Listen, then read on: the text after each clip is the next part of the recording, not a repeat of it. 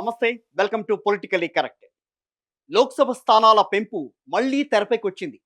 ఈ పార్లమెంటు సమావేశాల్లోనే కేంద్ర ప్రభుత్వం బిల్లు కూడా ప్రవేశపెట్టే ఛాన్స్ ఉంది. అందరి డౌట్లను క్లియర్ చేస్తూ జనాభా ప్రాతిపదికనే అటు లోక్సభ, ఇటు అసెంబ్లీ స్థానాలు పెంచనున్నట్టుగా తెలుస్తోంది. అది కూడా ఎక్కడ 2011 జనాభా లెక్కల ఆధారంగా సీట్లు పెరగనున్నాయి. మరి దీనివల్ల దక్షిణాది రాష్ట్రాలకు అన్యాయం జరుగుతుందా? అసలు తెలంగాణ, ఆంధ్రప్రదేశ్‌లో పెరిగే లోక్సభ, అసెంబ్లీ స్థానాలు ఎన్ని? దీని మీదే మన ఇవాల్టి పొలిటికల్లీ కరెక్ట్.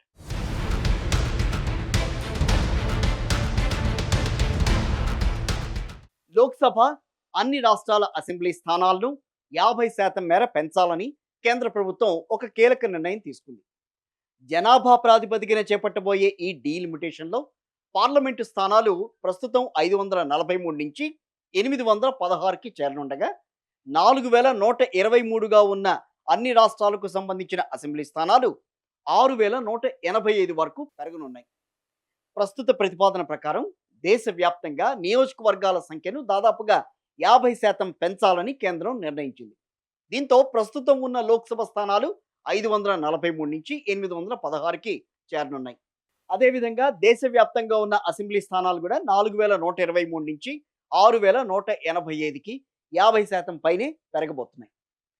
అయితే ఇక్కడ తెలుగు రాష్ట్రాల్లో పెరిగే స్థానాలు ఏ రకంగా ఉండబోతున్నాయి, దానికి సంబంధించిన వివరాలు ఒక్కసారి దీంట్లో చూద్దాం. నియోజకవర్గాల పునర్విభజన జరిగితే ఆంధ్రప్రదేశ్, తెలంగాణలో అసెంబ్లీ సీట్ల సంఖ్య గణనీయంగా పెరగనుంది. తెలంగాణలో ప్రస్తుతం 119 అసెంబ్లీ స్థానాలు ఉన్నాయి, అందరికీ తెలిసిందే. అవి కాస్త 179కి పెరిగే అవకాశం ఉంది.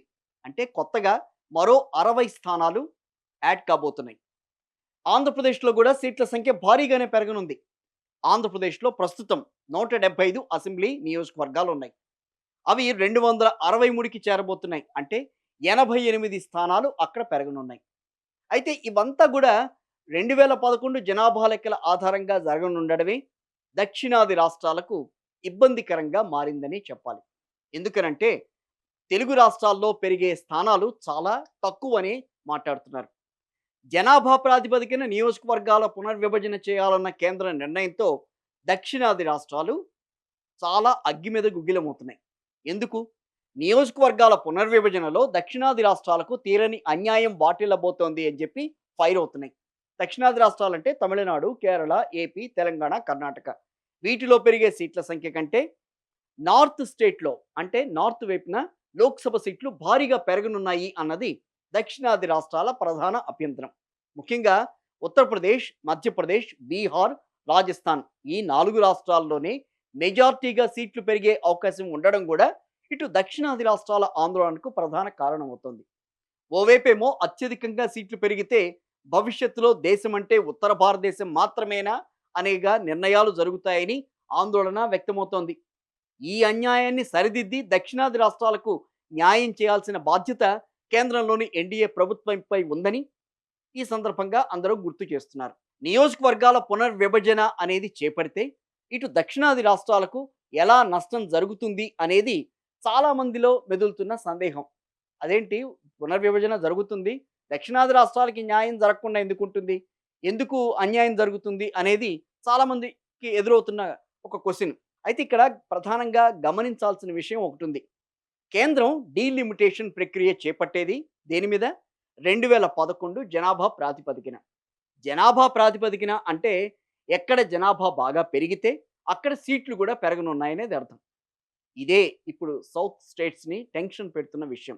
మీకు అందరికీ గుర్తుండే ఉంటుంది, కొన్ని దశాబ్దాల క్రితం దేశ జనాభా విపరీతంగా పెరిగిపోతోందని జనాభా నియంత్రణ పద్ధతికి శ్రీకారం చుట్టింది అప్పటి ప్రభుత్వం. అన్ని రాష్ట్రాల్లో కూడా జనాభా నియంత్రణపై విస్తృతంగా ప్రచారం చేశారు.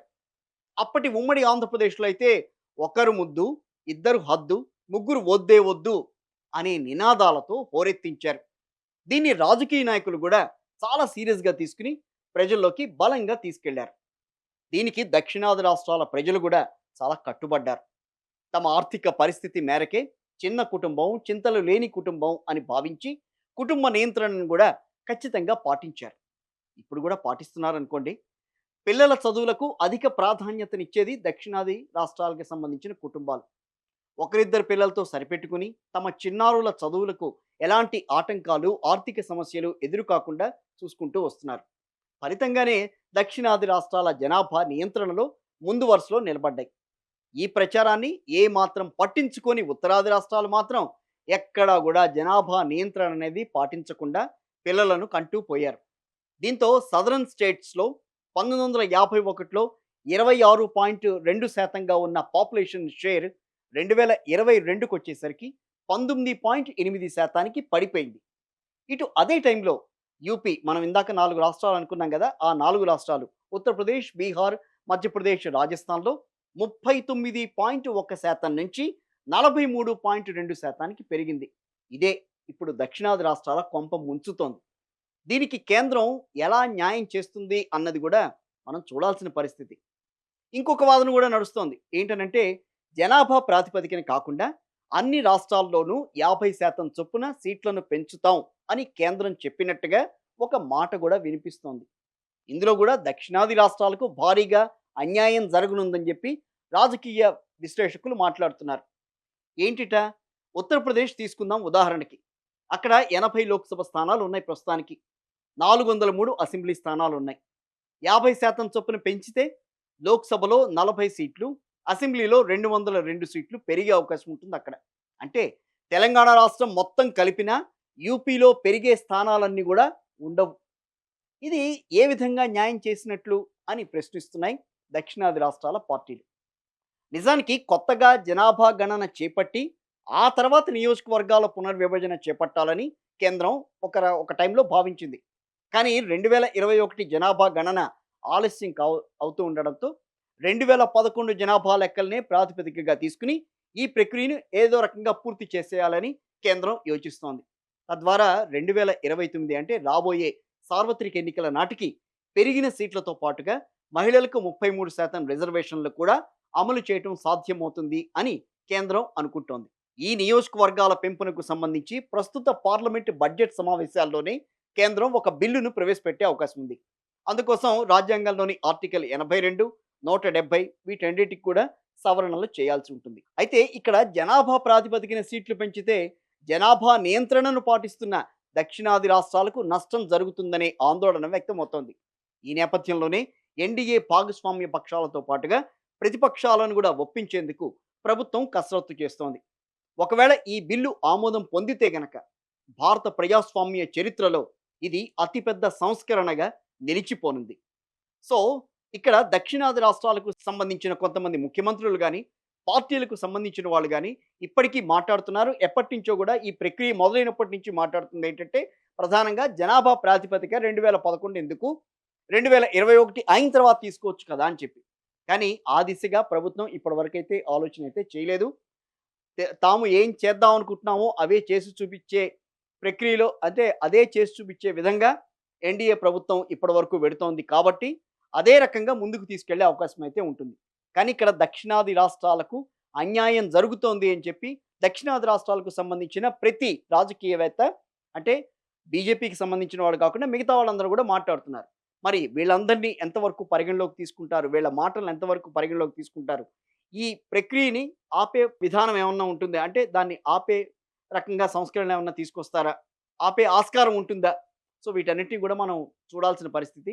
ప్రస్తుతానికైతే మాత్రం దక్షిణాది రాష్ట్రాలకి ఈ విషయంలో అన్యాయం జరుగుతోందనేది మాత్రం తేటతెల్లమవుతోంది. ఇది వాటి మన పొలిటికల్లీ కరెక్ట్.